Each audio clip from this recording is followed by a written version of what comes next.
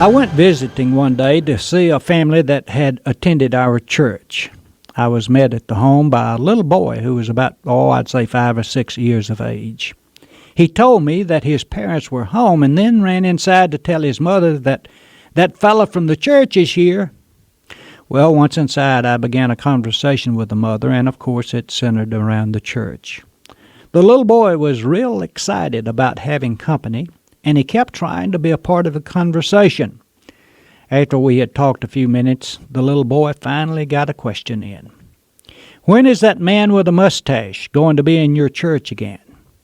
Now, usually I can identify any question a young child is trying to ask, but that one really stumped at me. I racked my mind about a man with a mustache. I knew of no one in our church who had a mustache, nor did I know of anyone who had ever been in our church who wore a mustache. I tried to dig a little more information from the child with the hope that I could answer his question. "Which man is that?" I asked. "You know," he said, "the one that talked." Again, I searched my mind and could not remember anyone who had ever talked in our church who had a mustache. I thought of all our church school teachers. None of them had a mustache. I tried to remember all who had preached. I didn't remember any of them having a mustache. I was about to decide that the child was confused when my memory recalled that several months earlier I did invite a fellow minister of mine to preach at our church, and indeed he did have a mustache.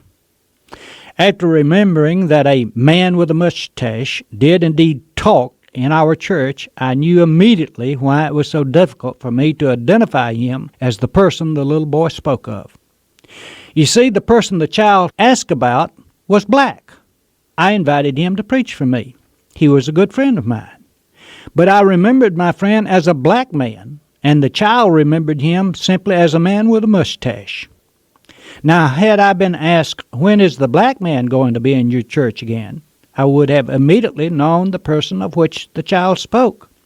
The color of his skin would have been my identifying mark. But for the little boy, the major difference in my black friend and the rest of us was not the color of his skin, but the fact that he wore a mustache. Racial prejudice, regardless of which direction it comes from, is something which has to be learned. Little children do not have it until they are taught it. The man from Galilee once said, "The kingdom of God belongs to men who have hearts as trusting as these little children. And anyone who doesn't have their kind of faith will never get into the kingdom's gates." That little child taught me a valid lesson that day, that there are other distinguishing characteristics about a person other than the color of his skin. Maybe one day some of us adults will be able to remember a man by his mustache rather than the color of his skin.